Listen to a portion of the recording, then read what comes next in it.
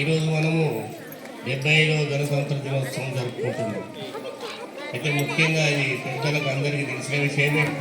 మన భారతదేశంలో రెండు అతిపెద్ద పండుగలు స్వాతంత్రం వచ్చినటువంటి 15th ఆగస్ట్ అంత రాజ్యాంగాన్ని అమలుపరిచిన ఈ 26వ జనవరి గణతంత్ర దినోత్సవం.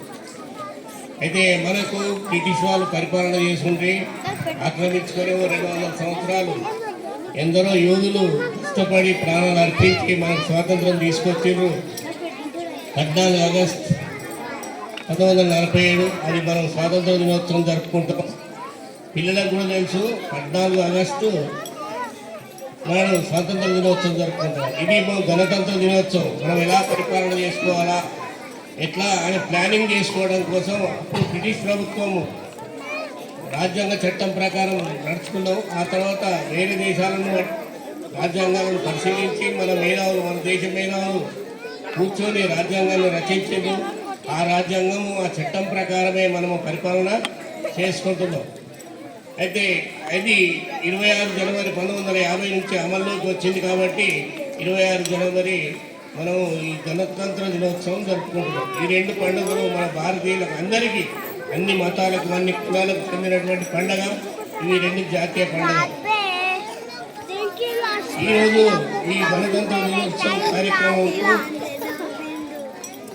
అందరు పెద్ద మనుషులను పిలవడము, సీనియర్ సిటిజన్స్ గ్రాండ్ ఫాదర్స్ వాళ్ళని పిలవడము చాలా ఆనందదాయకము.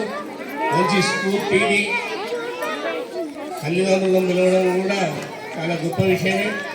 అయితే పిల్లలు ఈ రోజుల్లో మా చదువులు వేరే ఉన్నాయి, ఇప్పటి చదువులు వేరే ఉన్నాయి. ఇప్పుడు క్లాస్లో టీచర్లే, ఇంటికాడ అమ్మ నాన్న టీచర్లే అయిపోతున్నాం. ఇటువంటి విధానం వచ్చింది. అప్పుడు అది లేకుండే మాకు దెబ్బలు కొడుతుంది. నేను కూడా ఒక హెడ్ మాస్టర్గా చేసి రిటైర్డ్ అయినా. పిల్లల్ని ఎంతో కొట్టాము, చదువులు చెప్పినాము. వాళ్ళు ఈరోజు పెద్ద హోదాలలో ఉండి మాకు కనబడి అని నమస్తే సార్ అంటే మేము ఎంతో మనసులో ఉప్పొంగిపోతాం, సంతోషపడుతున్నాం.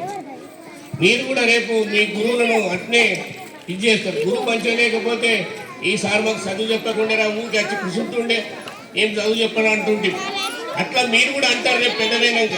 కాబట్టి పిల్లలను మార్గదర్శకంగా మంచిగా తయారు చేయడం ఉపాధ్యాయుల బాధ్యత. వాళ్ళు రేపు జ్ఞాపకం చేస్తారా చేయడం వాళ్ళ ఇష్టం. కానీ మనకు జీవితాంతం గుర్తుంచుకునేది పిల్లలే. ఆ పిల్లలను సరైన మార్గంలో పెట్టాల్సిన బాధ్యత ఉపాధ్యాయ బృందం మీదే ఉన్నది.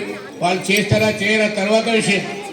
పిల్లల్ని అంటారు తల్లిదండ్రులు, వాళ్ళు నడుపుతారా నడపడా తర్వాత విషయం. మన బాధ్యత పెంచి పెద్ద చేయడం. 20-25 సంవత్సరాల వరకు పెంచి పెద్ద చేసిన తర్వాత వాడు యువకుడు అయిన తర్వాత రేపు అమ్మ నాన్నను సేవ చేస్తాడా చేయడా తర్వాత విషయం. కానీ మన దగ్గర ఉన్నప్పుడు మన టీచర్లు మంచిగా చెప్పి పిల్లల్ని అభివృద్ధికి తీసుకొస్తారని కోరుతూ ఈ ఉపాధ్యాయ బృందానికి, ప్రిన్సిపాల్కు మరియు కళాశాల యాజమాన్యానికి అందరికీ ధన్యవాదాలు తెలియజేస్తూ ముగిస్తున్నాను.